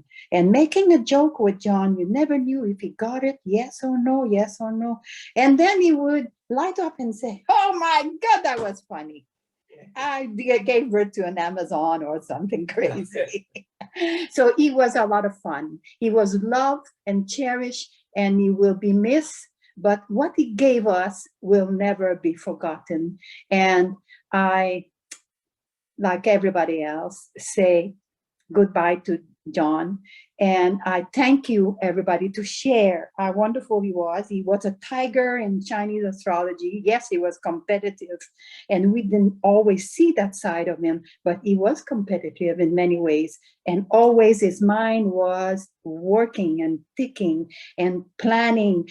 He didn't have any minute to himself. He wrote letter, he made phone call, he traveled with one eye on the road and the other eye, it was his third eyes most likely that guided him to us because he made it. And we wonder at time when he arrived with that car so damaged that he had made it and without any trouble. So John, you were a maverick. And we love you for it. And we thank you for all the enthusiasm, the good knowledge, and everything you gave us. It was a magnificent gift. And thank you for putting this show together for him. Thank you. Wonderful, Yolanda. Wonderful. Thank you so much. Beautiful reflections. Amen to that. Thank you. Yeah. Chuck, I have one story I want to share. Okay.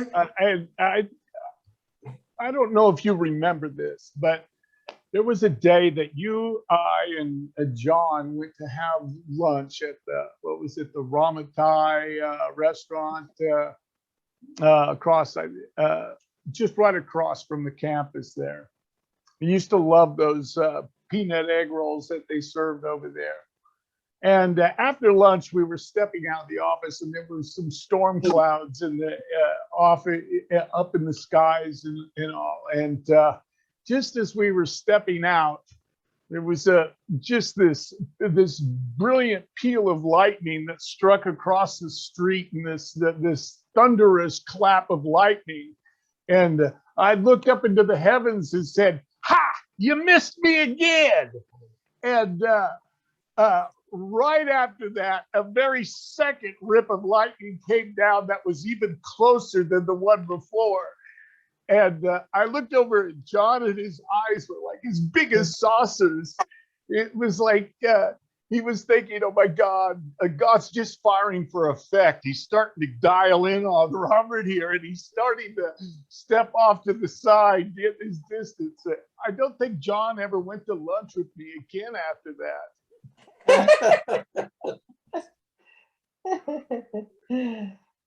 Right. I do remember that, Robert. Yes, I do. Yeah. Yeah, funny. Thank you for sharing that story. Anyone else? All right, going once. Okay.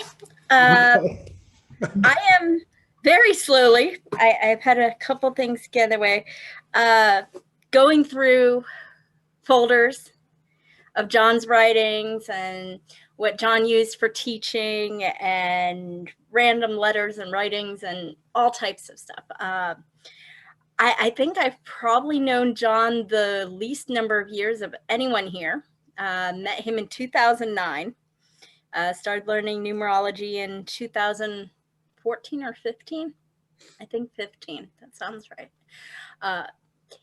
And he was amazing. The every day going into the adjunct office, it's always that triple greeting. Hello, hello, hello. He liked to say things in triplicate. Yes. He would greet everyone that way. I don't think there is a single person who was in that adjunct office or the mail room who didn't know that sense of love and kindness. And with that, there's just a couple little things I want to read real quick. One is a part of what he wrote about wisdom. He says, wisdom requires that as we grow older, we listen to the words of advice of those who have had experiences which revealed to them something about life's meaning. And then he writes, a student who I taught in the mid-'80s at North Texas University has meditatively reflected on the relationship of gratitude and compassion. A favorite student, Chuck Dunning, writes this: I cannot honestly assume any other position relative to love than gratitude. And so my angst-ridden struggles to be worthy of being loved increasingly gives way to profound peace. The more we know love within ourselves, including the experience of gratitude for that love, the more freely love flows through us as compassion for others. That's beautiful. And that's how Dr. Miller lived. That is how John lived. The compassion he showed. Somebody mentioned, how Bob, his brother, mentioned how giving he was. And somebody else brought it up as well. And he was. Anything he could ever do to help somebody. And yet at the same time, he didn't always take that assistance.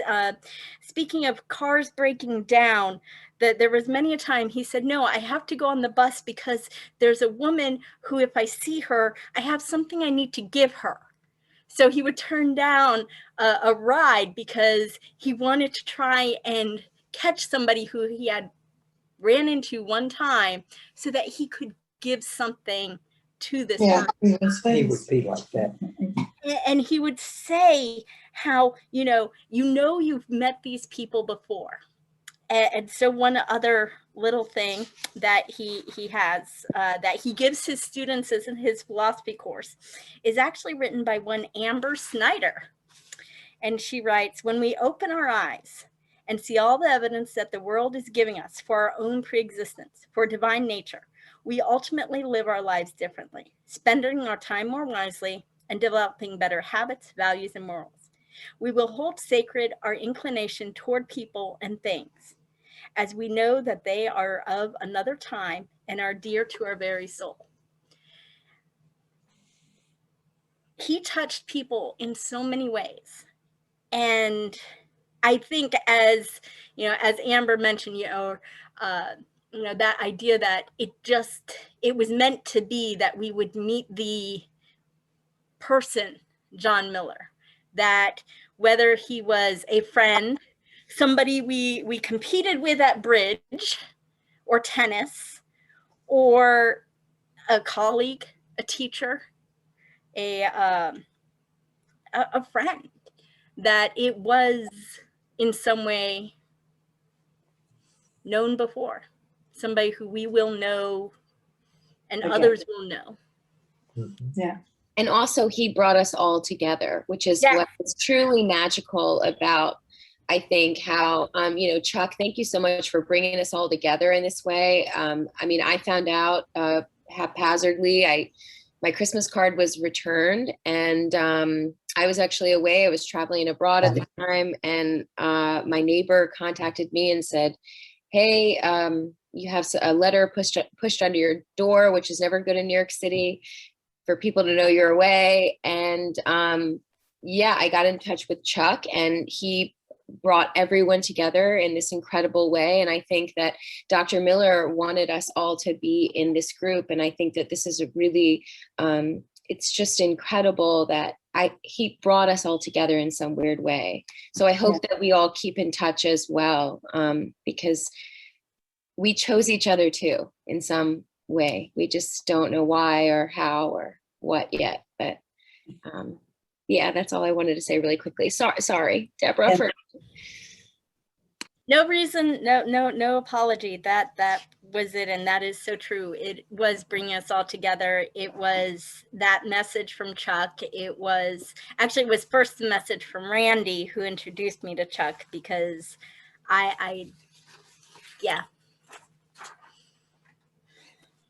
Thank you, Deborah. And thank you, Amber, for speaking up again. And I want to say thank you to all of you. I feel like I've inherited a whole group of friends. And, that was John's gift. You always felt like you were his best friend. And now I feel. I think John's very happy about what's happening here right now. And I want to thank Deborah for going to Tampa and organizing all his books and writings. And I want to thank you, Chuck, for getting this together. What a wonderful, beautiful way to celebrate John's birthday. Thank you all. Can I jump in for a second? Yeah, Randy, come on. I just want to share the last words that my wife and I heard from John were thank you, thank you, thank you. Yeah. 3 in threes. Thank you, thank you. Yes, always in threes. Yeah. Yes. I wouldn't doubt if that was true for most of us. Thank you for saying that, because he definitely did. That was something that we all knew him for. And one of the wonderful things that I thought about John was that there was no question at all that the man loved you. Yeah. He did. It wasn't just through his words, although his words were so compelling, but it was through how he treated you and the way he oriented himself toward you, how he related to you. There was just no question. And he also made sure you had every opportunity in the world to let him know that you loved him. Yep. And thank goodness for that, because I've learned to be so much more expressive of love because of John. And that's a wonderful, wonderful gift. I want to kind of wrap this portion of our program tonight up by turning things over to Sandra, who was also, of course, a very dear and close friend of John. And she's going to introduce a very special audio that we have of John. And Sandra, you want to take the mic right now? Thank you, Chuck. I am so moved and touched by everyone's comments, and it's very meaningful. Everything has been said, goes to my heart, and I thank you very much, Chuck, and Susan especially, for leading this, and each one of you. I want to share, before I introduce the rest, what I've written. I just can't resist adding to Yolanda's wonderful remarks about Impossible Dream, because it's one of my most precious memories. I took great books at University of North Texas while John was a professor of that class with 2 other professors. And it was the joy of my life. It was the most wonderful time. I am the same age as John, in fact, slightly older. But I'm 43 and he was 43 when he died. I mean, 83. What am I? Well, what I wanted. We'll allow it. We'll allow it. We've been friends over 40 years from that great books class. But when I first knew him and first saw him as a teacher, we were reading Don Quixote. And there were a few, and I was the oldest person in the class. And thank goodness the young people welcomed me like they did. And I also enjoyed so much those associations.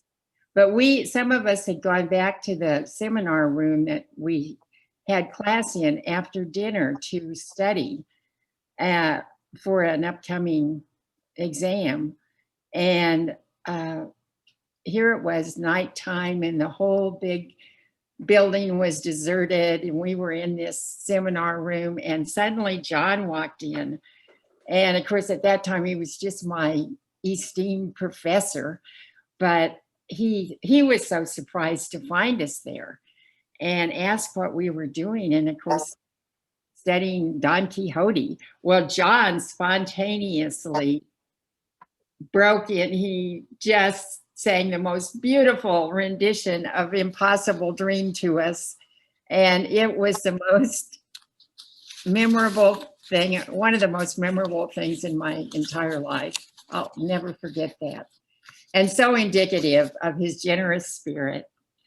So I wanted to just share with you what I've written, which is that we've all benefited so much from John's kind heart, his generous spirit, good cheer, and great sense of fun.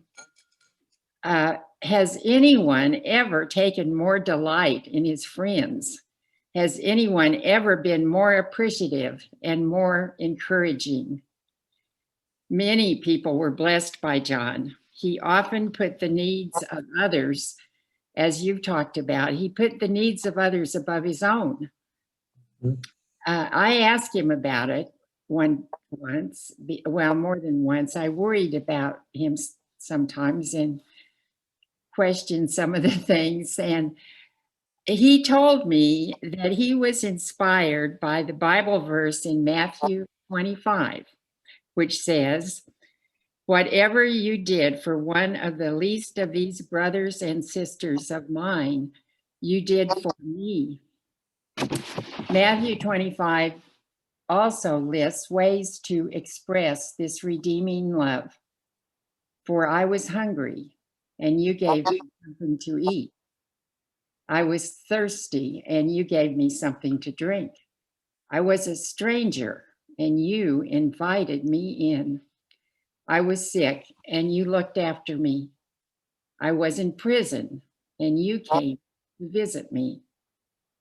John did all of this and more. He did so many times over many years. In the recording you are about to hear, John's words and his fine tenor voice teach us about loving sacrifice. Here is our remarkable and beloved friend, John Miller, singing "Bring Him Home." Thank you, Chuck. Thank you, Sandra. All right, we'll see if we can make this video work. Let's do that. All right, everybody, please make yourselves as comfortable as you can for just a little bit. I ask you to close your eyes.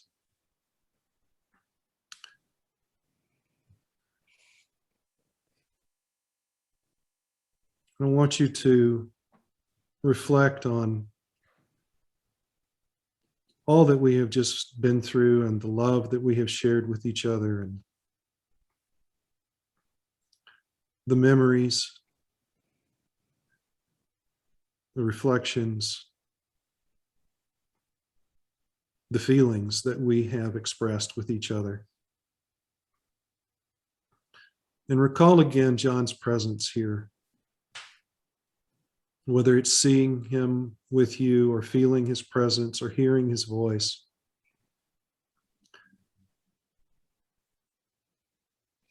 Feel John's presence, and now let us all each send him our love. to let John know how grateful we are for everything that he has given us.